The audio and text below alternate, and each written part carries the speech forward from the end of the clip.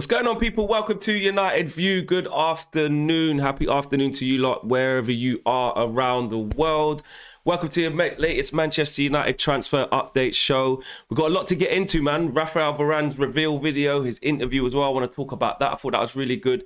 Manchester United need to sell in order to buy. One in, one out. That's what Fabrizio Romano is saying. That's what we've kind of understood the situation to be for a little while as well, since the Raphael Varane signing was made complete, even though it was only just made completed Saturday, I'd say.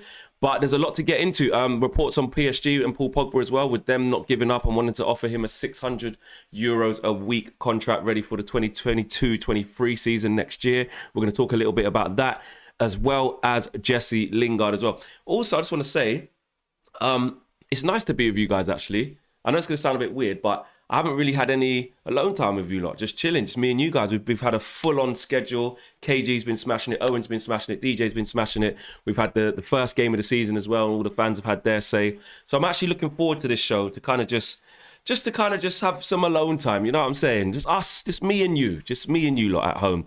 So if you're at home, if you're struggling, if you're under the weather and you've had a bit of a crap time as well, this is our time. I'm here for you, man. Big up yourself. I got your back, and you got this.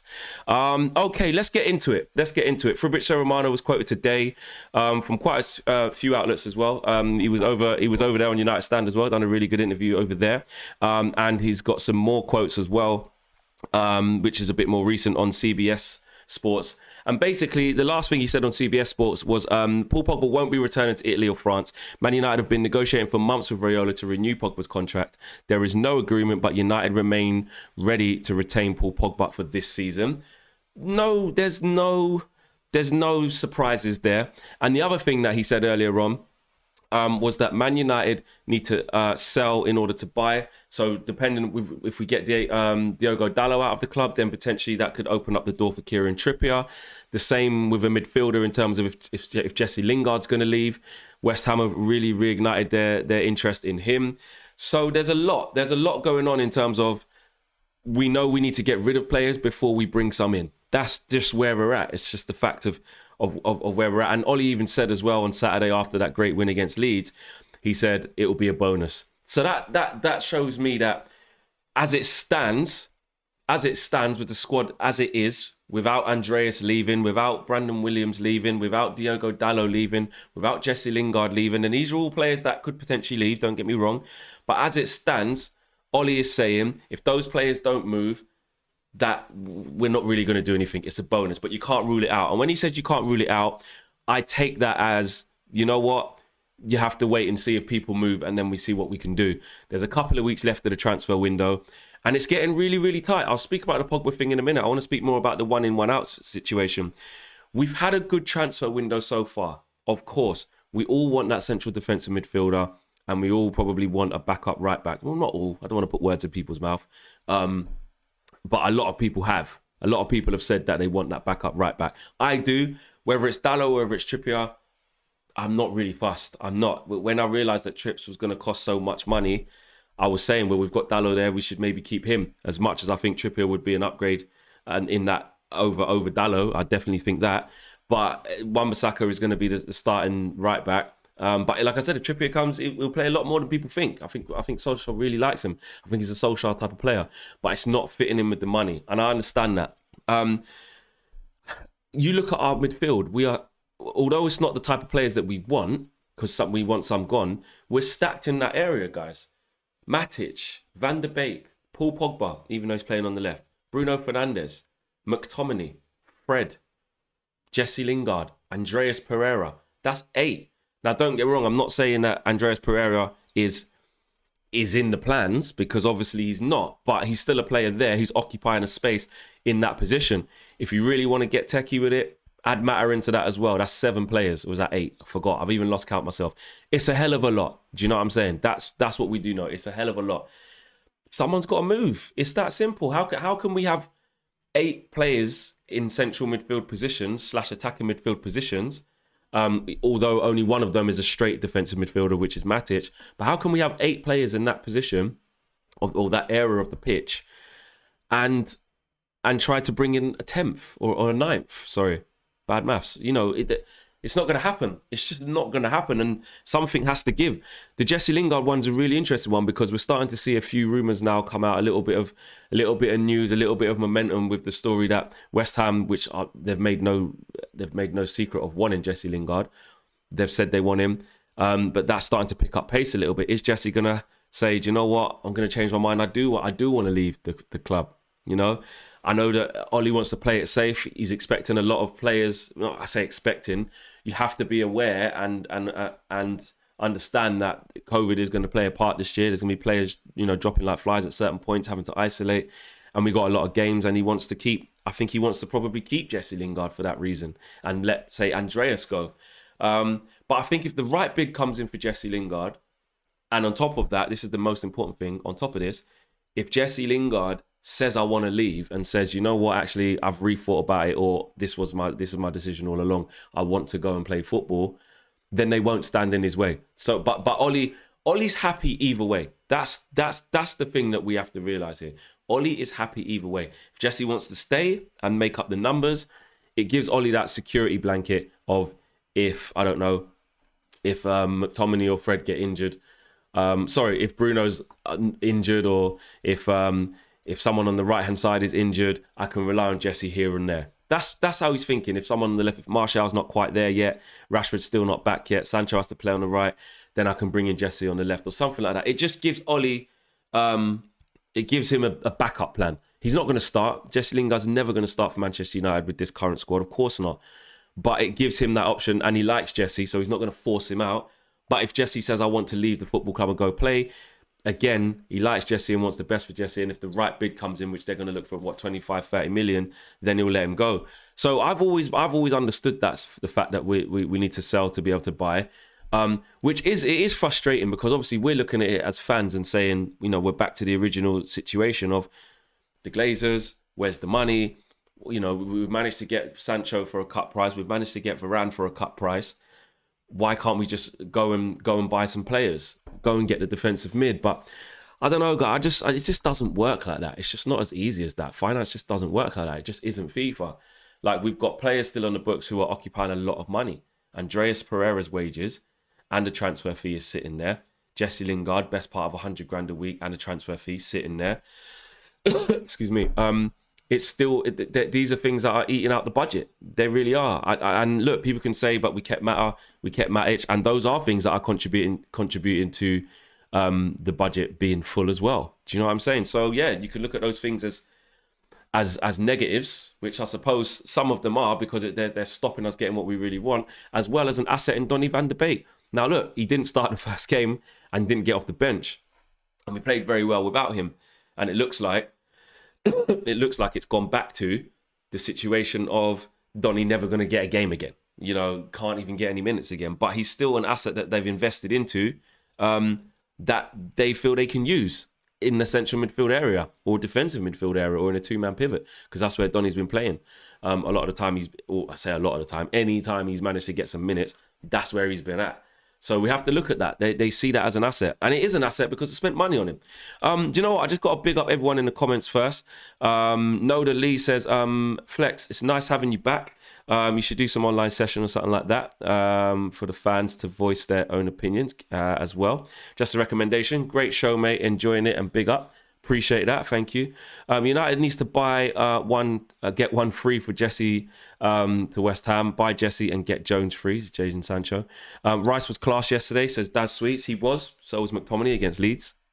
Read into that as you will. I'm just saying they were both good. Mikel says Flex, big up to you. And Abjit says Martial 250k a waste. Is Martial on 250k a week? I don't think he is. He's not on that, surely. And D says, Flex says, Jesse has just been listed as a West Ham player for the season on loan. Check the site. No way. That has not happened. If that has happened, how do I even check that? Let me quickly check that. Just as a bit of trivia. You could be absolutely playing me, right? Selling me down the river, but I'm in the mood to check. Why not? So let's go to West Ham. You're saying that he's been listed as one of the players. I highly doubt that. I'm on West Ham's thing right now. Let's go to their teams. Let's go to men's first team. Jesse Lingard's not going to be there. I don't even know why I'm checking this. Midfielders, Declan Rice, Souček. Yeah, there you go. Forwards, Mikel Antonio, Benrahma. It hasn't happened. Yeah, okay, it hasn't happened. If you can, show me where that has. Death row a troll, 100% not true flex. I just, sometimes you're just in the mood to just follow through a troll just to really prove them wrong, even though you know they're wrong. But back to Jesse Lingard and the West Ham situation.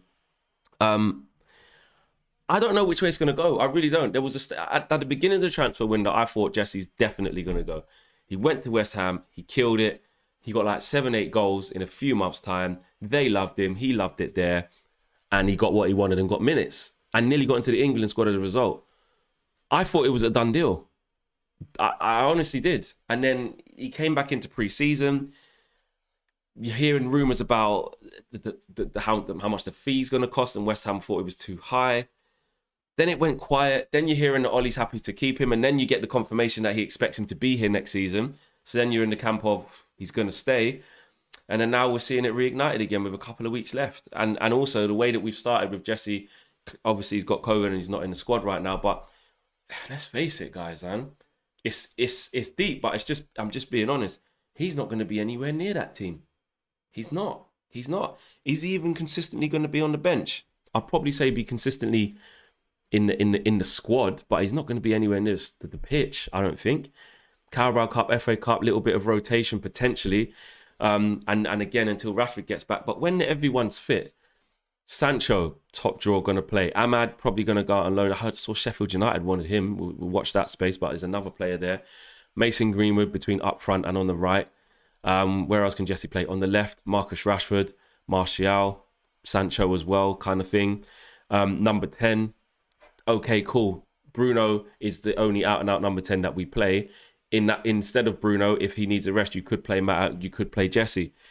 But how much rest does Bruno get? Bruno plays 90%. I'm going to say 90% of the games. He does. He plays 90% of the game. He very rarely even gets a break, if anything. And when he's playing so well, you're definitely not going to take him out of the team. And I forgot Dan James as well. And Dan James has been starting. Frederick says if Dan James plays, surely Lingard can start. You say that, but Ollie rates Dan James as a winger, He really does. And just on Dan James real quick, I didn't get a chance to bring in this conversation to the boys yesterday. It was such a great show last night. I felt a bit sorry for Dan James on Saturday. I'll tell you why. Because I see a player that has the right mentality and he occupies defenders because he's really quick. But the end product's just not there, man. Cam's kind of touched on it. He didn't touch on it, but he did, because in the fan cam that we did, he said there weren't really any passengers. Where there was one passenger, but I'm not going to get onto him because it was such a good performance and Dan James played his part. But he just...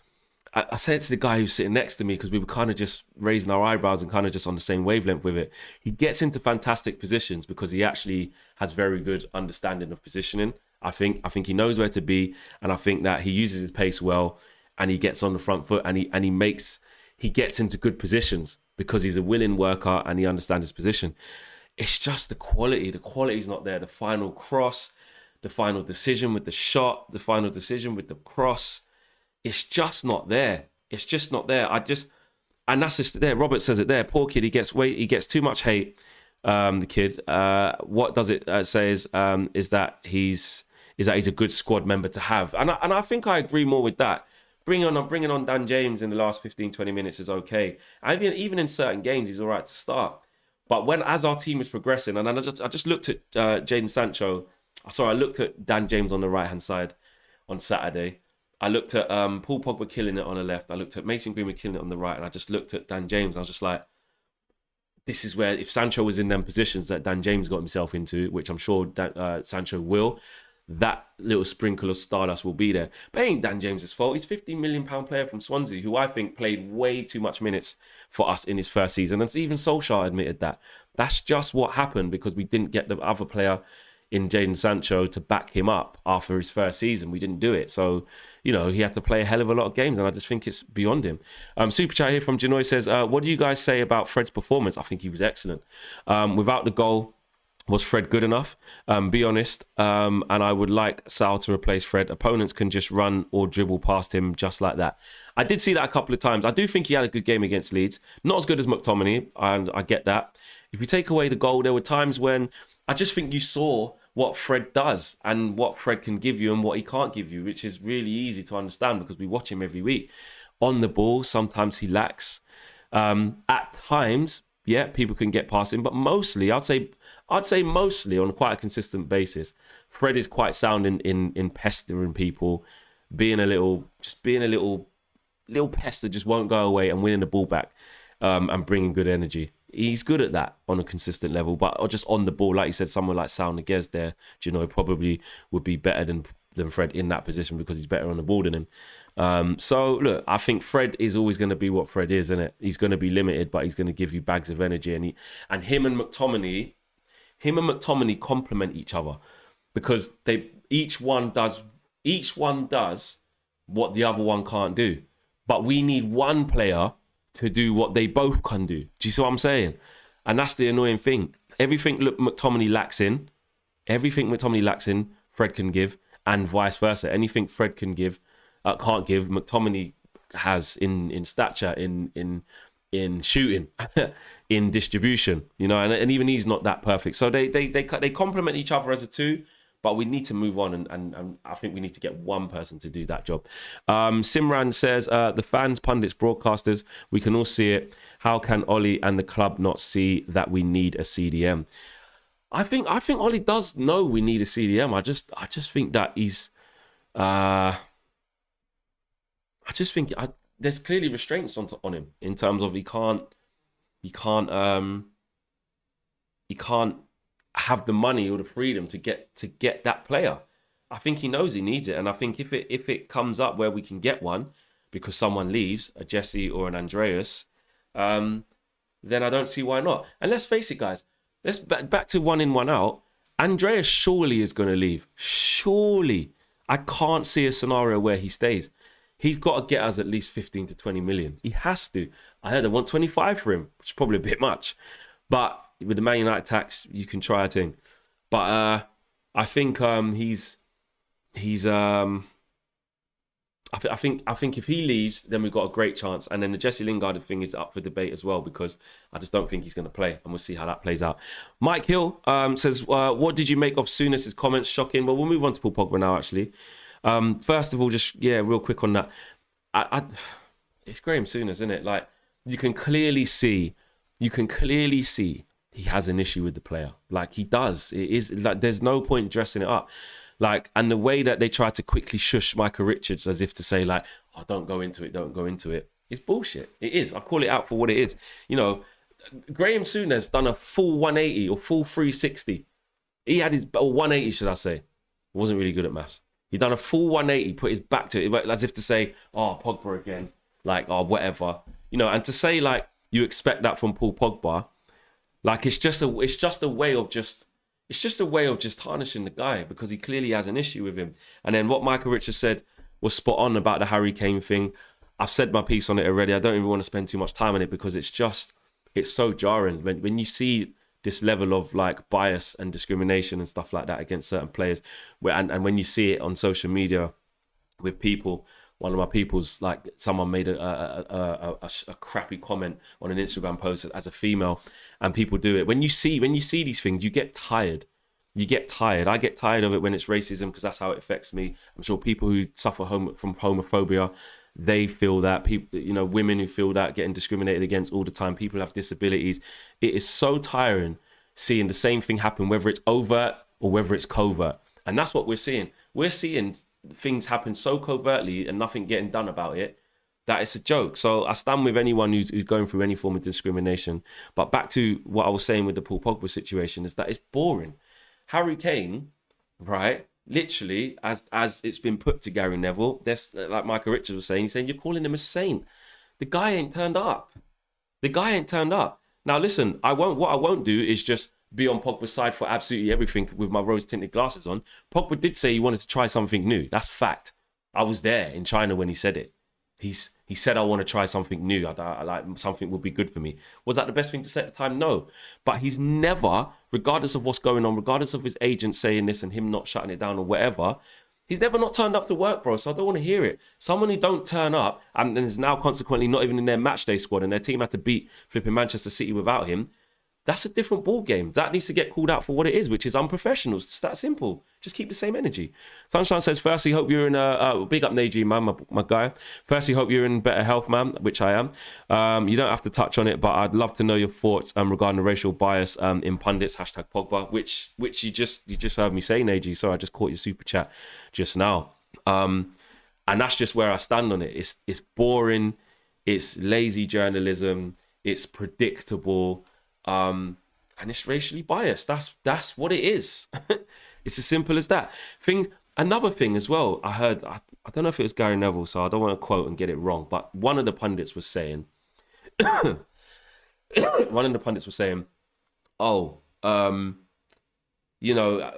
does, I think someone typed it on social media. That was it. Sorry, my bad. Someone put it in a tweet and I just logged out. Someone said, oh, he's into silly handshakes and crazy hairstyles and bling and stuff. So, Harry Kane is like more quiet and fuck that. And so what? So what? People really think that the way you spend your private life and your fashion sense reflects on your professionalism as a footballer. It doesn't. And especially a footballer who's won shit and a footballer who's a world-class footballer. A footballer who the players who aren't into the bling, who aren't into a little bit of dancing and moving because culturally that's what we're into, can't even lace man's boots because they're not even as good as him. That just blows my mind. And the thing is Pogba's Muslim. Pogba don't even go to the club partying week in, week out, drinking alcohol and that. He don't even do that. So where's this? It's just a narrative that's just there in it. The same thing happened to Raheem Sterling. He couldn't even buy his mama house. And I feel like the show's just gone completely to that way. That wasn't my topic of agenda, but you guys have your say and you ask me a question, I'll answer it. It's just the way of the world, and it happens in offices. It happens in places of work, car dealerships, flipping retail, wherever. Building sites, wherever it is, it happens, innit? And this is and football's no different, you know what I mean? And it just pisses me off. That's where I stand on it. On Paul Pogba, on footballing reasons though, it is reported that PSG are going to come back in for him and try and offer him 600,000 euros a week next year when they try and get him on a free. The Paul Pogba situation, and this is back to what Romano was saying, is that Man United have always been confident. Man United have never entertained bids. There hasn't even been any concrete bids. There's been probably, I suppose there's obviously going to be a phone call. There's going to be phone calls to Mino Raiola between clubs with them saying, yo, what's going on? What's going on? You know what I'm saying? What is Pogba on it? Does he want to come? But nothing official to Man United. It would just be what's his face pimping him out, which is his job. That as much as Mino Raiola pisses us off and annoys us, and we can't stand him. He's doing his job for his client in that stage where he's going to offer him out and take calls about his availability because he's in his last year. But Man United, which is what Romano has been saying, which a lot of outlets have been saying, Man United have been really stern on this, and they're saying that, listen, we have no intention of selling Paul Pogba. Paul Pogba, again, if he plays like that and just gets his head down and plays his football, he's going to be absolutely fine. The Premier League website says that Jesse Lingard has joined West Ham United on loan for the 21-22 season. Let me have a look at this. Sorry, guys, I've just seen this pop up now on the internet. Playing career loan. It does say that. To the person who said that earlier, it wasn't quite West Ham saying it, but it's a bit weird. On the Premier League website, I've just clicked on it. You click on Jesse Lingard, his playing career, and it says 21-22 season, West Ham United loan. It's not breaking news. It could just be a glitch or whatever. Do they know something we don't know? I don't know. It is a bit weird why that's happened. That's That's a bit mad. I'm not gonna lie. That is a bit mad. Gop says off topic. KG is the main man. Flex better appreciate and keep that guy close to you. He is going to be a huge blessing to you and United View. Listen, on KG, it is not even a business thing. Me and KG are like this. We get on like a house on fire, man. So we're really cool. So yeah, I think KG knows how much I rate man in it. So. But big up, Gops. I get what you're saying. DC says, hey, love the show. However, I wouldn't jump to conclusions that any negative comments or dislikes for Pogba are racially motivated, says DC. DC, I disagree, bro. I disagree. I don't think you can say everyone's criticism of Paul Pogba is racially motivated. Of course not. But in comparison to another player who's not black, who has done something that Paul Pogba has never done and is getting the real rubber to green, what is it then? What is it? So big up for the super chat, and I respect what you're saying. I just don't agree with it. What I will agree with is you can't jump to conclusions and label everybody who criticizes Paul Pogba as a racist. Of course not, because that's not true. There are loads of people who criticize Paul Pogba because they don't think he's consistent enough. They don't think that he's committed enough, and they would have liked Mino Raiola to not say those things, or like Paul Pogba to come out and condemn his agent. Fine, fair criticism. But I don't care what anyone says. I do care what people say, but in my opinion, you cannot tell me, or I won't accept that there is no racial bias towards Paul Pogba. And not just Paul Pogba, other black players. I won't have that. That's one thing that I won't have, me personally. But respect for the super chat. I really appreciate that. That not all of the criticism is racial bias, of course, because like I said, there are some people who are spot on with it. Do you know what I mean? They're just criticizing what they don't like about his game, or, you know, how his performance is, which you can do that for any player. People can do that for Bruno. People can do that for Luke Shaw. Well, not right now because he's playing well. But what I'm saying is you can do that. But some people, a lot of people out there in society are targeting Paul Pogba because we know why. That's my opinion on it. Martin B says, the Muppeteers says it's showing loans from last season. Okay, fair enough. Maybe not then. I don't know. It's a bit of a weird one, isn't it? It's a bit of a weird one. I think you can't read too much into that. I don't think you can start saying, oh, he's gone on loan, it's everywhere. It's a bit of a glitch. I don't know why it's there. It was just interesting to talk about. Do you know what though? A bit more positivity. Big up Flex speaking truth, says Oliver. Big up to yourself.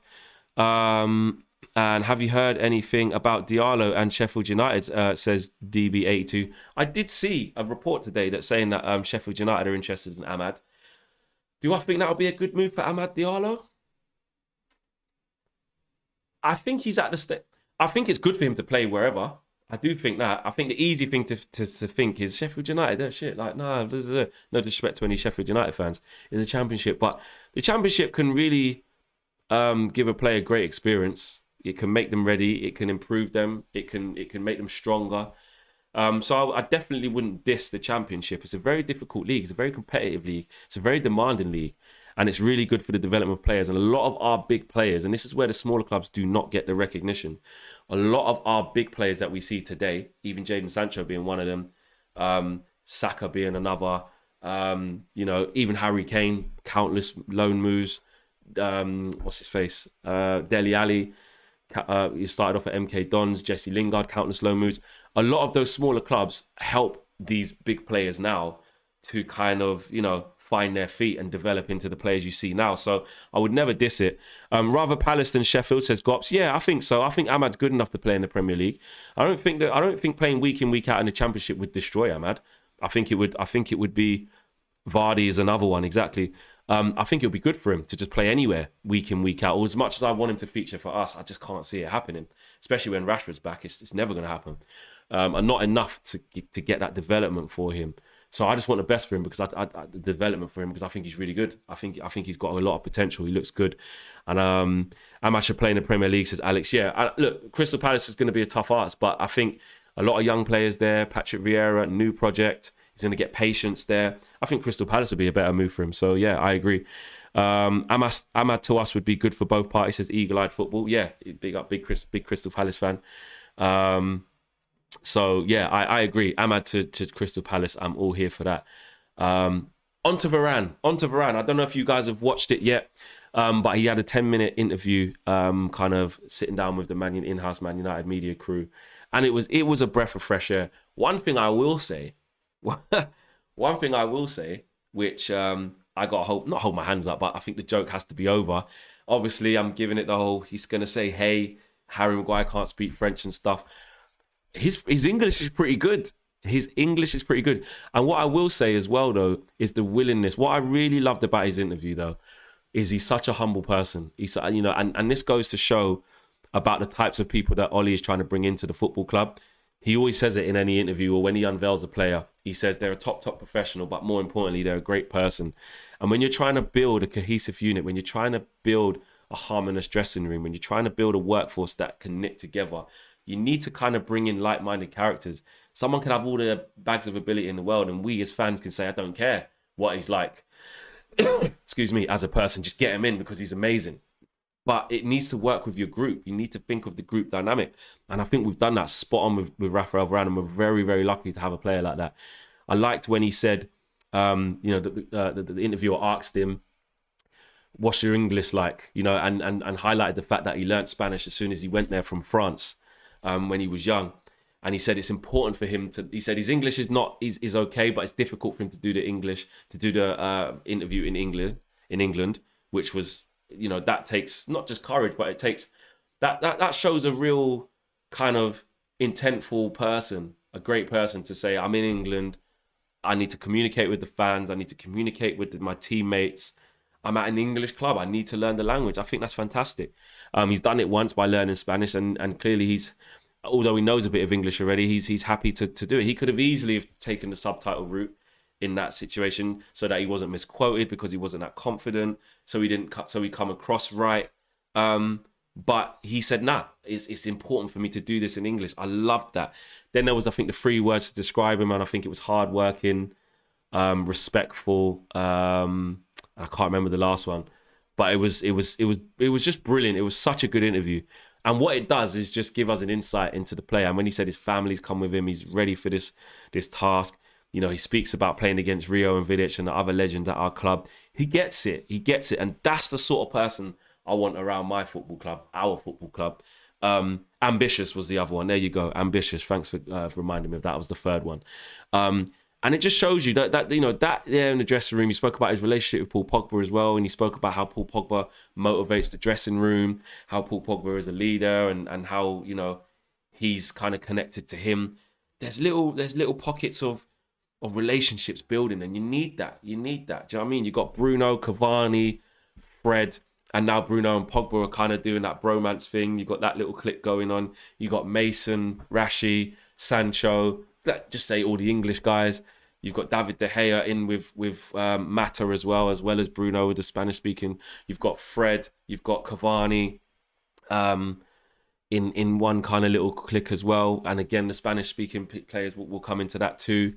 There's a lot going on, and it is, the squad looks really unified. It looks united. And that you got to big up Ollie. Ollie's created that. 2 types of energy, but great to have Pogba in the dressing room. 100% Man United forever. I agree with you. And also, Raphael Varane said as well, he said, I will shout like when I need to, but I like to talk to my teammates and coach them through the game, basically, and communicate effectively. You need that. It's part of being good at any job. You need effective communication. I think what Raphael Varane showed us, if we didn't already know that, is that he has that in abundance, He really does. He really has that in abundance. So for me, happy at the fact that he's signed, of course. You guys know, and I think this is where it's going to start. I've ridden out for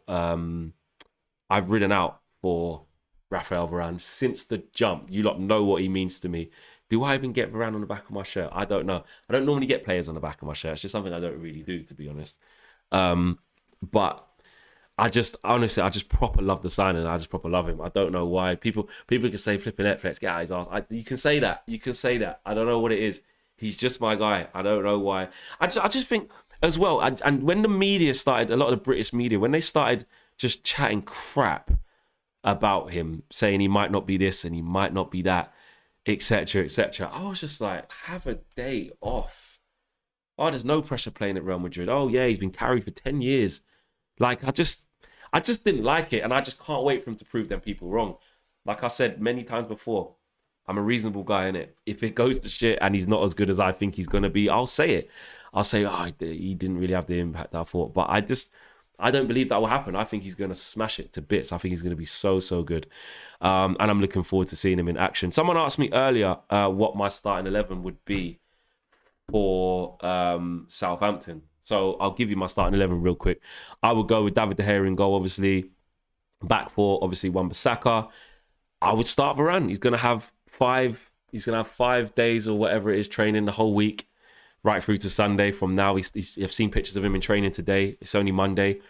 I would go for it. Lindelof did really well. I like Lindelof, but there's a reason why we bought Varane, and it's what we want to see. So I would say, don't waste any time, Ollie. Get him straight in from now. Him and Maguire, obviously Luke Shaw. Midfield, I'll be deadly honest with you. I'd leave the midfield the same. Flex, my dad said suck his toes or I get beaten, says Pure Gaming with the super chat. I hope that's not true. I hope you're just messing about. I hope your dad hasn't said that to you. If he has, then that's not good. That's really random. I'm not going to take the mick out of that in case that is true, because it's people living with like people who make them do stuff is not good. But yeah, I hope that's not true. Mike Mills says, how will Varane be integrated? Defense is tricky chemistry, and knowing each other is important, or it can cost goals. Will it happen in training? Mike, it will. It will. It's one of them ones where there isn't really a kind of one trick to that. Like, it's going to take time, innit? And the only way that it happens is to get him playing alongside Harry Maguire. I do agree. I'm not saying to expect miracles straight away between the pair of them. If that happens, great. Like when Bruno signed, we was like, let's be patient, let him get used to the league, and look what he's done. He's absolutely smashed out of the ballpark. Not everyone can do that. I don't think it'll take Varane too long, but we still have to have exercise a little bit of.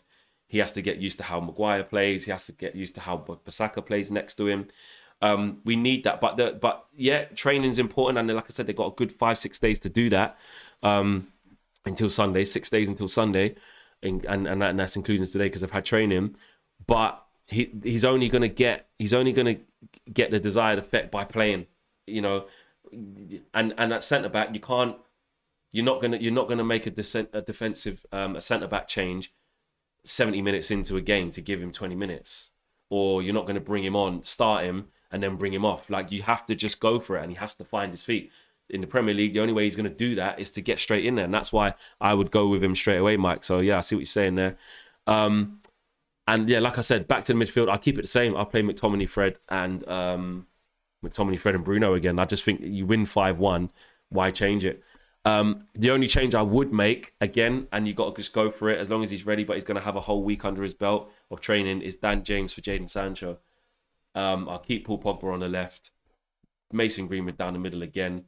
And I'd start Jadon Sancho. That's what I would do, because at the end of the day, that's the only way these players are going to get to it. It's a bit different with outfield players. You can bring them on in 70th minute, etc. You can start them and then take them off if they're not quite ready. So Sancho's a bit different, but I think Dan James in that game, like I said a bit earlier in the show, I just looked and just thought if Jadon Sancho was in these positions, we'd get a much different outcome, because he's a way better player.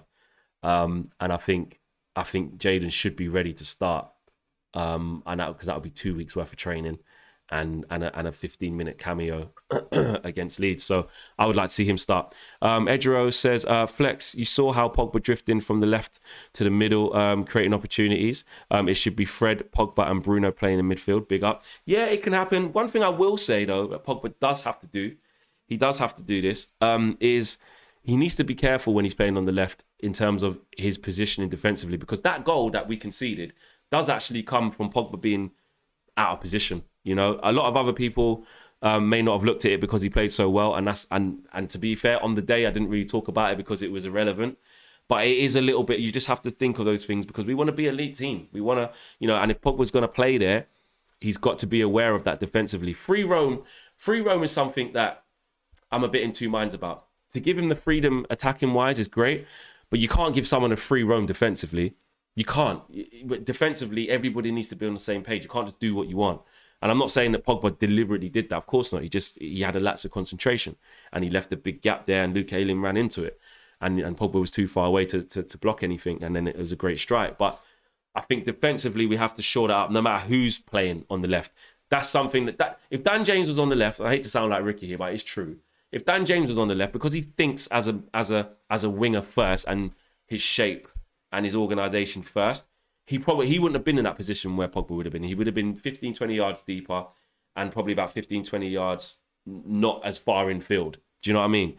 But that can come. That's just a conversation where our coaching staff should be getting the analytics of the video of the game, and we should be looking at perfection. That should have been 5-0 is how we should have been looking at it. It should have been 5-0 instead of 5-1.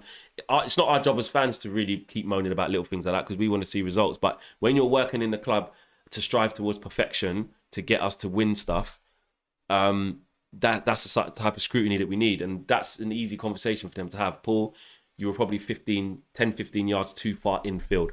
You was probably 10, 15 yards ahead of the ball when we didn't have it, and it started from our throw, then we lost it, and it was their throw, and then Pogba was kind of out of the equation and couldn't get back in. So a little thing about Pogba playing on the left, I like it. He gets a lot of attacking freedom, and it releases the reins off him, and he does create so much from drifting in and off that left as well, as a free roll, which is fine. Offensively, you can have it. Don't mind it. Do not mind it at all. But defensively, everyone's got to be on job. You can't have someone having a free roam defensively. Victor says, big up Flex. Watching Sky Sports yesterday, Gary and Souness should hold their head in shame. Pogba got a World Cup and 4 assists in a game. Micah, big up to him. Yeah, I touched on that a little bit earlier, Victor. 100% agree with you. It's just getting a bit boring, isn't it? Seeing that it happen. Big up Micah Richards as well. And on that as well, obviously, I was out of action for a couple of Fridays. I was supposed to start at Sky Sports News with the transfer show and the transfer talk, which I'm pleased to let you guys know I'm still on that.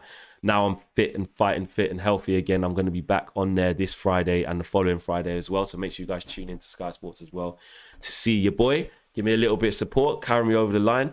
Everyone smash a like on the video if you haven't done so already. We're at nearly 1,000 people watching as we wrap up and only 300 likes. Come on, guys. You lot know what to do here. Yeah, you know what to do. And the midfield had gaps. Another team could have been different. It's only Leeds, says Adrian. There was another thing. I think it was Click in the first half. We got opened up. I think it was Rafinha played a pass infield and McTominay and Fred were nowhere to be seen. And then the counter-attack came from there. And it forced a routine save for David De Gea. So yeah, it wasn't a flawless performance. It was almost flawless, but it wasn't a flawless. We still got things to work on in it. And that's what we're going to have to do that. Andrea says, big up Flex. Hope you have recovered well. I have, definitely. I've got a sneaky feeling that Varane will score his first goal for United at Southampton this Sunday. Oh, it'd be absolute scenes if he does. Big up the man Flex and United View. Thanks everyone for watching, man. It's been a great show. Like I said at the beginning, nice to kind of have some time with you guys, me just looking at the lens, just us together. Do you know what I'm saying? Sometimes it's nice to do that. And like I said at the top of the show as well, and during the show, people dealing with discrimination and people just dealing with stuff online, and we see it as footballers. Like I'm a footballer, we see footballers go through it, but I see a lot of people go through stuff online as well. I see it, and it's just disgusting. So if that's happened to you, keep your head up. You know that I'm riding. You know that I'm there. And we're all good, man. Smiles and love. Smash a like on the video, guys. Peace. I am out of here. See you guys tomorrow. Laters. Oh, Flex and KG show tomorrow, actually. Jesus, God help us. Flex and KG show tomorrow. I'm out of here, guys. Peace.